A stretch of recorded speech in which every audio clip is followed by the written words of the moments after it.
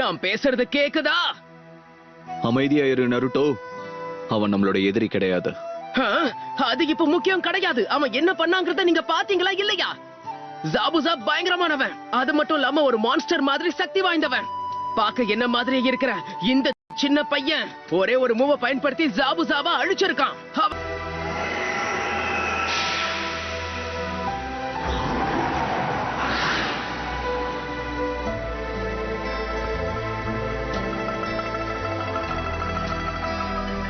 இனி உங்களுக்கு எந்த பிரச்சனையும் வராது. எல்லாத்தையும் நானே பாத்துக்கிறேன். இந்த உடல்ல ஏகப்பட்ட ரகசியங்கள் இருக்கு. இது தப்பான உங்க கைகளுக்கு போயிடவே கூடாது. சரி, நான் இப்போ கிளம்புறேன். சந்திப்போம். மாயமா மறைஞ்சிட்டான். நாம இன்னும் நம்மளோட வேலையை முடிக்கவே இல்ல. இன்னும் நாம அந்த பிரிட்ஜ் பில்டரை அவரோட பிரிட்ஜுக்கு கூட்டிட்டு போகவே இல்ல. என்னோட கிராமத்துக்கு போனதும் நீங்க என் வீட்லயே ஓய்வு எடுக்கலாம். சந்தோஷம். நம்ம எல்லாரும் கிளம்பலாம்.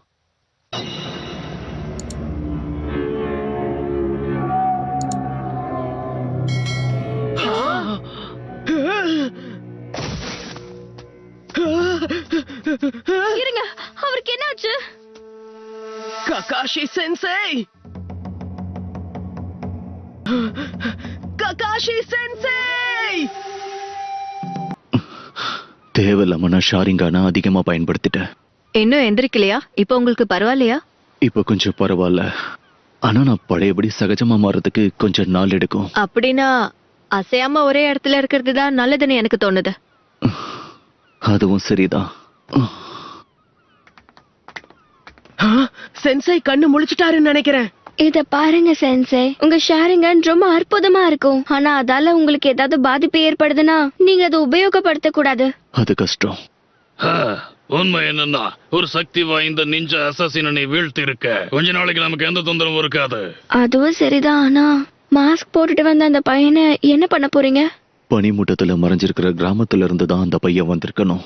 எலிக் ஷினோபிஸ் தான் அந்த மாதிரியான மாஸ்க மாட்டி இருப்பாங்க. அவங்களாம் யாரு, எங்க இருப்பாங்க? அவங்கதான் ஆன்பு பிளாக் ஆக்ஸ் இன்ஃபர்னோ ஸ்குவாடுன்னு அவங்களுக்கு இன்னொரு பேர் கூட இருக்கு. நிஞ்சாக்களோட உடல்களை அழிக்கிறது தான் இவங்களோட வேலையே. ஒரு ஷினோபி உடம்புக்குள்ள நிறைய ரகசியங்கள் அடங்கி இருக்கும். நிஞ்சூட்சு, சக்ரா, இதுதான் உடம்புக்குள்ள இருக்கிற முக்கியமான மருந்துகள். இது எல்லாமே அந்த கிராமத்தோட ரகசியங்கள். எதிரிகளுக்கு மட்டும் இது கிடைச்சா அந்த கிராமத்து மக்கள் எல்லாருக்குமே பேராபத்தாயிடும்.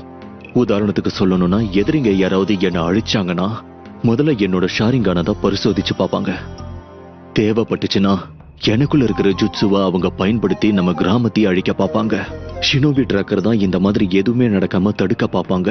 கிராமத்தோட ரகசியங்களை காப்பாத்துவாங்க. ஒரு நிஞ்சா சொந்த கிராமத்துக்கு துரோகம் செஞ்சா அவங்க சும்மாவே விட மாட்டாங்க. அந்த நிஞ்சா வாழ்ந்ததுக்கான சுவடே இல்லாம அவங்க பண்ணிடுவாங்க. அதுதான் அவங்களோட முக்கியமான வேலை. முதல்ல பேண்டேஜ கட் பண்ணி பிளட்ட வெளியே எடுத்தாகணும்.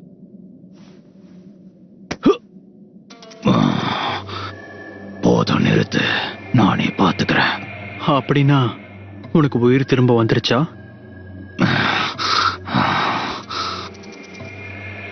ஆனா நீ இவ்வளவு மோசமானவளா இருப்பேன்னு நான் எதிர்பார்க்கவே இல்லை. நீதான் ரொம்ப மோசமானவா ஜாபூசா. அந்த ஊசி அப்படியே எடுத்துக்கிட்டே இருந்தன்னா உன்னை யாராலையும் காப்பாற்ற முடியாது. இந்த மாஸ்க இன்னும் எத்தனை காலம் தான் இப்படியே மாட்டிக்கிட்டு இருப்ப? இத கழட்டி போட. இந்த மாஸ்கோட எனக்கு நிறைய நல்ல மெமரிஸ் இருக்கு. அந்த நிஞ்சாவை ஏமாத்த இது நல்ல யூஸ்ஃபுல்லாவும் இருக்கும். நான் மட்டும் குறுக்கிட்டலனா இந்நேரத்துக்கு நீ என்ன ஆயிருப்ப? நான் தான் உன்னை காப்பாத்தினேன். நீ என்ன காப்பாத்துறதுக்கு தான் செஞ்சேன்னு புரியுது. இருந்தாலும் கழுத்துல இருக்கிற பிரஷர் பாயிண்ட் தொட்டு இருக்க கூடாது. உன் மனசு முழுக்க வன்மை இருக்கிறதுனாலதான் இதை என்ஜாய் பண்றேன்னு நினைக்கிறேன். ஆனா எனக்கு அப்ப வேற வழி தெரியல. உடல்ல வேற எங்க குத்திருந்தாலும் அப்ப கூட நீ என்னை இப்படிதான் திட்டிருப்பேன்னு நினைக்கிறேன் ஜாபூசா. கழுத்துல குத்துனதுனாலதான் அவங்களும் நம்பினாங்க. கழுத்துல நரம்புகள் ரொம்ப கம்மி. நேரடியா பிரஷர் பாயிண்ட்ஸ் தொடறதுக்கு தான் நான் அப்படி பண்ணேன். எவ்வளவு முயற்சி பண்ணாலும் ஒரு வாரத்துக்கு முன்னால அசைய முடியாது. ஆனா வழக்கம் போல விடாம முயற்சி பண்ணா 2-3 நாள்ல நடக்க ஆரம்பிச்சிருவேன்னு நினைக்கிறேன். பார்க்க அப்பாவியா இருந்தாலும் உன்ன மாதிரி புத்திசாலி யாரும் இல்ல. ரொம்ப அரிதான ஒரு திறமை. அதனாலதான் இன்னும் உன்னை கூட வச்சிருக்கேன். ஆனா என்ன மாதிரி குழந்தைகிட்ட வேற நீ எதிர்பார்க்க முடியும்? பனிமூட்டம் விலகிடுச்சு. அடுத்த தடவை அவனை சும்மா விட்டுறாத. அடுத்த வாய்ப்பு கிடைச்சா அவன் ஷேரிங்கனை தாண்டி நான் அவனை அழிப்பேன். இங்க என்ன நடக்குது? சாபுசா மட்டும் இப்ப உயிரோட இல்லனா எனக்கு ஏன் இப்படி எல்லாம் தோணுது? இங்க ஏதோ ஒண்ணு தப்பா இருக்கு. நான் ஏதோ ஒரு முக்கியமான விஷயத்த தவற விட்டுருக்கேன். சென்சை, என்ன ஆச்சு? ஒரு மாதிரி இருக்கீங்க. ஓ, நல்லா இருக்கேன். ஆமா, நான் என்ன சொல்லிட்டு இருந்தேன்? நிஞ்சாக்களோட உடம்ப அவங்க சும்மா விட்டு வைக்க மாட்டாங்க. அவங்களுக்கு பிரச்சனை வரக்கூடாதுன்னு எல்லாத்தையுமே அழிச்சிருவாங்க. அது அவ்வளவு முக்கியமா என்ன? யோசிச்சு பாருங்க. அந்த ட்ராக்கர் ஜபுசாவோட உடலை என்ன பண்ணாங்க ஞாபகம் இருக்கா? அவங்க என்ன பண்ணாங்கன்னு எங்களுக்கு தெரியல. எனக்கு தெரிஞ்சு தூக்கிட்டு போயிட்டாங்க. அதேதான். ஆனா ஏன் ஜாபுசாவோட உடம்ப அங்கேயே அழிச்சிருக்கணும்? அதை எதுக்காக தூக்கிட்டு போனாங்க? ஜாபுசாவை அழிக்கிறதுக்கு என்ன விதமான ஆயுதங்களை பயன்படுத்தினாங்க? உங்களுக்கு ஏதாவது ஞாபகம் இருக்கா? ஊசிகளை பயன்படுத்தினாங்க. நம்பவே முடியல. அதேதான். எனக்கு என்னமோ சந்தேகமா இருக்கு. இன்னும் என்ன யோசிச்சுக்கிட்டு இருக்கு? அந்த அசாசினை நீ தானே அழிச்ச. உண்மை என்னன்னா இன்னும் ஜாபுசா உயிரோட தான் இருக்கான். ஆனா அவன் உடல்ல உயிர் இல்லாம இருக்கிறத நாம பார்த்தோமே. ககாஷி சென்சே, நீங்க தானே செக் பண்ணி பாத்தீங்க. இதே துடிப்பு நின்னுடுச்சுன்னு சொன்னீங்க. இதய துடிப்பு நின்னுச்சு. ஆனா அவன் தற்காலிகமா அவனோட உயிர் பிரிஞ்ச மாதிரி நம்ம முன்னாடி நடிச்சிருக்கான். அந்த ட்ராக்கர் பயன்படுத்தின ஆயுதங்களோட பேரு சென்பான். அது உடலுக்குள்ள ஆழமா இறங்கும். ஆனா அதால உயிர் போற அளவுக்கு ஆபத்தை ஏற்படுத்தாது. அதுவும் கழுத்துல குத்துனா ஒண்ணுமே ஆகாது. இந்த மாதிரியான ஆயுதத்தை தான் அவங்க அக்குபஞ்சர் மாதிரியான ட்ரீட்மெண்ட்டுக்கு பயன்படுத்துவாங்க. மனித உடல்களை பத்தி ட்ராக்கருக்கு ரொம்பவே நல்லா தெரியும். உயிர் இருக்கும்போதே தற்காலிகமா இதய துடிப்பை நிறுத்துறது அவங்களுக்கு கை வந்த கலை. அதை அவங்க ரொம்ப சுலபமா பண்ணுவாங்க. முதல் விஷயம், ஜாபுசாவோட உடல் எடை ட்ராக்கரோட அதிகமா இருந்தாலும் அதை ரொம்ப சுலபமா அங்கிருந்து தூக்கிட்டு போனாங்க. ரெண்டாவது, அவங்க பயன்படுத்தின ஆயுதங்களால கண்டிப்பா உயிருக்கு எந்தவித ஆபத்தும் ஏற்படாது. இந்த ரெண்டு நிகழ்வுகளை வச்சு பார்த்தா ஜாபுசாவை அழிக்கிறதுக்காக மட்டும் அந்த ட்ராக்கர் அங்க வரல, அவனை காப்பாத்துறதுக்கு தான் வந்திருக்காங்க. எனக்கு என்னவோ நீ தேவையில்லாம யோசிக்கிற மாதிரி தெரியுது. இந்த மாதிரி எல்லாம் யோசிச்சாதான் ஒரு நிஞ்சாவா என்னால தயாரா இருக்க முடியும். தயக்கம் காட்டுறதுனால எதுவுமே நடக்க போறதில்ல. ஒரு ஷினோபியா நான் எல்லாத்துக்குமே தயாரா இருக்கணும்.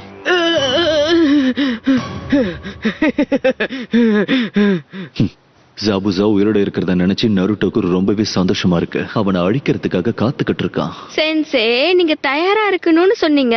ஆனா இப்ப உங்களால அசைய கூட முடியலையே. உங்களுக்கு பயிற்சி கொடுக்க முடியுமே. ஒரு நிமிஷம், கடைசி நிமிஷத்துல நாங்க பயிற்சி எடுத்தா மட்டும் எங்களால ஜபுசாவை தோக்கடிக்க முடியுமா என்ன? உங்க ஷாரிங்கனை பயன்படுத்தியே உங்களால அவனை தோக்கடிக்க முடியல. எங்களால அவனை தொட கூட முடியாது. எதுக்கு சென்சா எங்களை பிரச்சனைக்குள்ள தள்ளி விடுறீங்க? சாக்குரா, அந்த ஜாபுசாவை நான் தடுத்து நிறுத்தினதுக்கு முக்கியமான காரணமே உங்க எல்லாரோட உதவிதான். உங்களால முடியும். நாருட்டோ, நீ இருக்கிறதுலே ரொம்ப சக்தி வாய்ந்தவன். நருட்டோ பலசாலியா இருக்கா, தன்னம்பிக்கையும் வளர்ந்துருக்கு. ஆனா ஒரு வழியா உண்மையை உணர்ந்துட்டீங்களா சென்சே? இனி என் முழு தடவையும் வெளிப்படுத்துறேன், பாத்துக்கிட்டே இருங்க. ஆனா எனக்கு நம்பிக்கை இல்ல, எதுவுமே நல்லபடியா நடக்காது. ஆமா, யாரு நீ? இன்னாரி, நீ இவ்வளவு நேரம் எங்க போயிருந்த? திரும்ப வந்துட்டீங்களா தாத்தா? இன்னாரி இப்படி பண்ணக்கூடாதுன்னு சொல்லிருக்கல. இந்த நிஞ்சாக்கள் தான் உங்க தாத்தாவை பாதுகாப்பா கூட்டிட்டு வந்திருக்காங்க. சரி சரி, பரவாயில்ல. குழந்தை மேல ஏன் கோவப்படுற? அம்மா, இவங்க எல்லாரையும் பாருங்க, பாவமா இருக்கு. அவங்க கையில மாட்டினா இவங்க என்ன ஆவாங்க? எனக்கு நம்பிக்கை இல்ல. இப்போ நீ என்ன சொன்ன? இத பாரு, சூப்பர் நிஞ்சானா என்னன்னு உனக்கு தெரியுமா? அது நான் தான். கண்டிப்பா வருங்காலத்துல ஒரு ஹொகாகேவா மாறுவேன். நீங்க எல்லாரும் வில்லன்னு பில்டப் கொடுத்துக்கிட்டு இருக்கிற அந்த காட்டோவால கண்டிப்பா என் முன்னாடி எதிர்த்து நிக்க கூட முடியாது. இந்த உலகத்துல ஹீரோன்னு யாருமே கிடையாது. உன்னோட தன்னம்பிக்கை வச்சு எதுவுமே பண்ண முடியாது. இப்போ நீ என்ன சொன்ன? நருட்டோ, அமைதியா இரு. உங்க உயிர் மேல ஆசை இருந்தா வந்த இடத்துக்கே திரும்ப போயிடுங்க. இன்னாரி, நில்லு. நீ எங்க போற? கடற்கரைக்கு போய் கொஞ்ச நேரம் தனியா இருக்கலாம்னு நினைக்கிறேன். அவனுக்காக நான் மன்னிப்பு கேட்டுக்கிறேன்.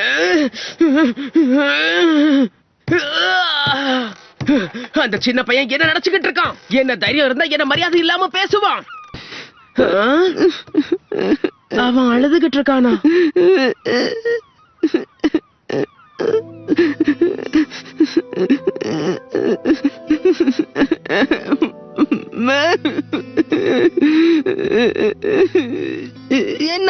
மறக்க முடியல.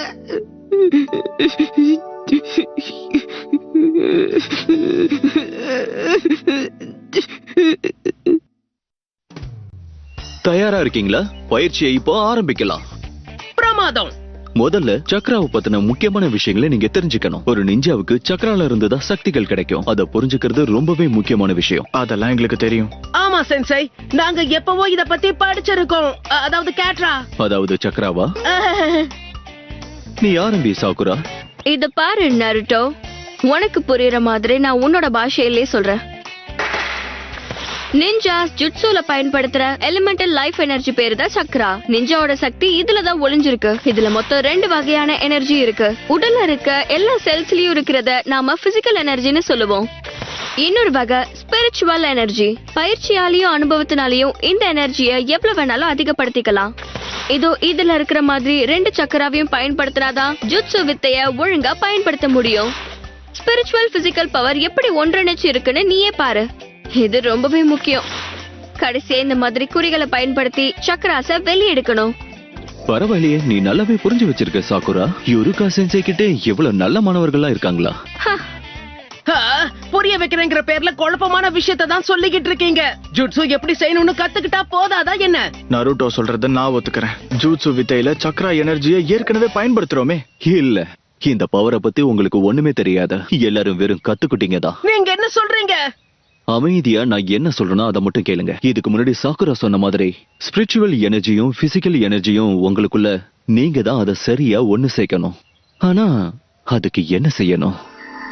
ஒவ்வொரு ஜுட்சு வித்தைக்கும் ஒவ்வொரு விதமான சக்ராஸ் தேவைப்படும். வெவ்வேறு அளவுகள்ல தேவைப்படும். இந்த சக்ராஸ ஒண்ணு சேர்த்து தேவையான அளவு தான் பயன்படுத்தணும். இத பத்தி பெருசா தெரியாம தான் நீங்க பயன்படுத்திருக்கீங்க. எல்லாம் நல்லபடியா தான் நடந்திருக்கு. எவ்வளவு சக்ராஸோட எனர்ஜியை நீங்க பயன்படுத்தினாலும் உங்களால அதை கட்டுப்படுத்த முடியலன்னா அது வேலைக்கே ஆகாது. ஜூட்சு வித்தைகள் வேலையே செய்யாது. இல்லனா நீங்க நினைச்ச மாதிரி நடக்காது. இப்படியெல்லாம் பண்ணும்போது சக்திகள் தான் வீணாகுது. சக்ராவோட எனர்ஜியும் குறைஞ்சி உங்களால சண்டை போட முடியாத மாதிரி ஆயிடும். உங்களை அழிக்கிறதும் சுலபமாயிடும். சரி, அதுக்கு என்ன பண்றது? உங்களுக்குள்ள இருக்கிற சக்ரா எனர்ஜியை கட்டுப்படுத்த நீங்க நிறைய பயிற்சி எடுக்கணும். அதுக்கு முதல்ல உங்களோட உடம்பு தயாரா இருக்கணும். உங்க உயிரை பணைய வைக்க கூட நீங்க தயங்க கூடாது. சரி, இப்ப நாங்க என்ன பண்ணணும்? மரத்து மேல இருந்து இறங்கு. மரத்து மேல ஏறணுமா? அதேதான். ஆனா இதுக்கு ஒரு சின்ன விதிமுறை இருக்கு. கைகளை பயன்படுத்தவே கூடாது. ஆனா அது எப்படி முடியும்? என்ன கேட்டா நீங்க தான் ஏறணும்.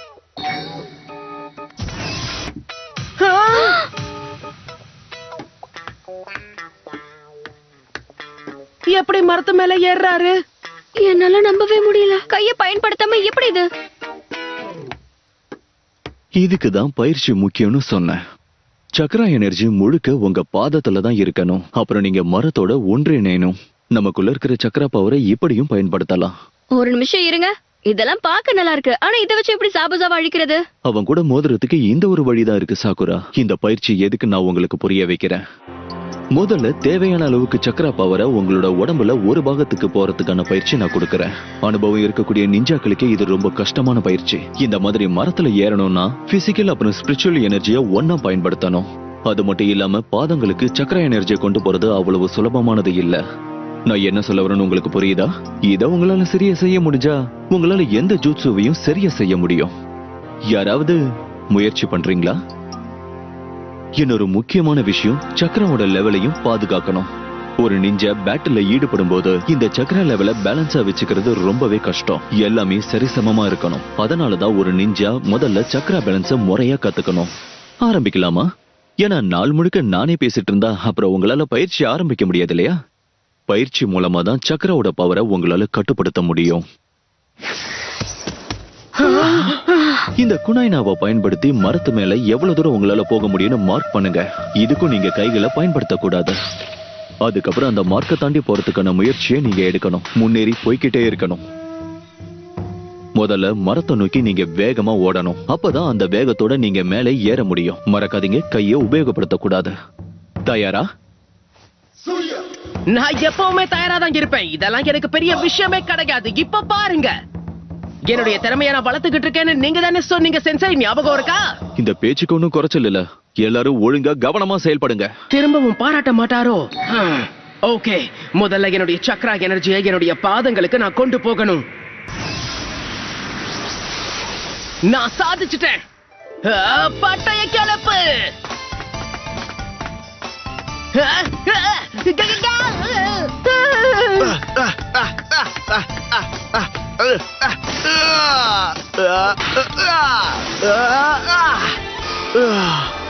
இது நான் நினைச்சதை விட கஷ்டமா இருக்கு.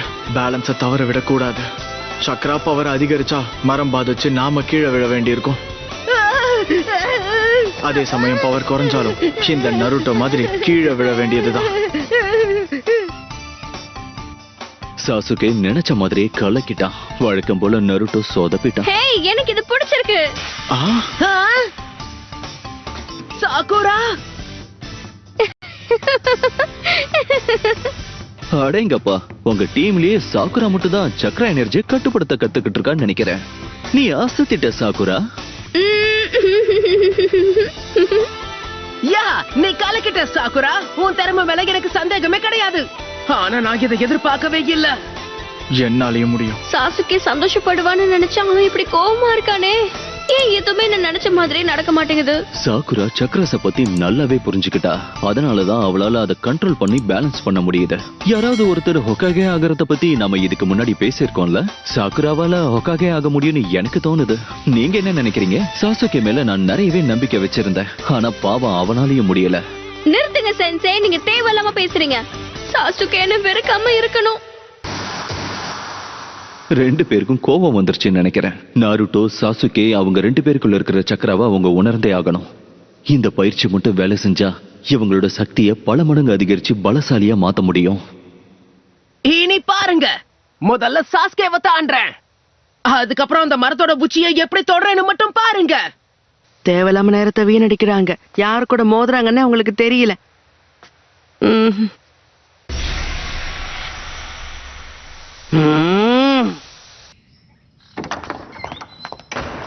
சம்ஜோனேன், யாராலையும் தொடக்கூட முடியாதுன்னு நினைச்சுக்கிட்டு இருந்த. ஆனா கடைசியில இப்படி நொண்டிக்கிட்டே திரும்பி வந்திருக்க. இதுல டீமன் உனக்கு பேரு வேற. தயவு செஞ்சு இனிமே உன்னோட பெருமைகளை பத்தி பேசாத. வாள்களை பயன்படுத்த போறீங்களா? ஒரு நிமிஷம் இருங்க. இத பாரு, அங்க என்ன நடந்துச்சுன்னு எனக்கு விளக்கம் கொடுத்தே ஆகணும். சும்மா நடிக்காத. உன்னால பேச முடியும்னு எனக்கு தெரியும். இன்னொரு தடவை அவனை தொடணும்னு நினைச்சீங்கன்னா அவ்வளவுதான். கைய உடைச்சிடாத விடு.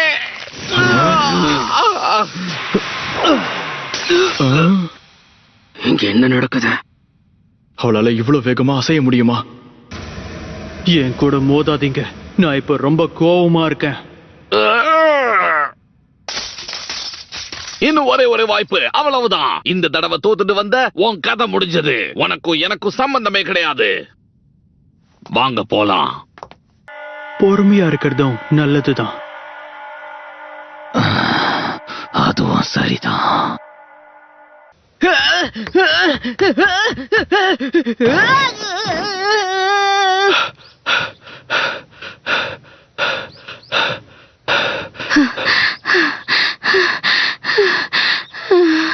இதுக்கு மேல என்னால அசைய கூட முடியல. ஆனா இவங்க மட்டும் எப்படி ஓடிக்கிட்டே இருக்காங்க?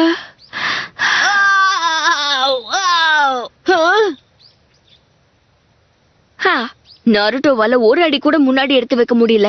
எனக்கு தெரிஞ்சு கூடிய சீக்கிரமே முடியலன்னு சொல்லி பிரச்சனை பண்ண ஆரம்பிப்பான். ஏதோ ஆரம்பிச்சுட்டான். உனக்கு தன்னம்பிக்கைங்கிறது சுத்தமா கிடையாது.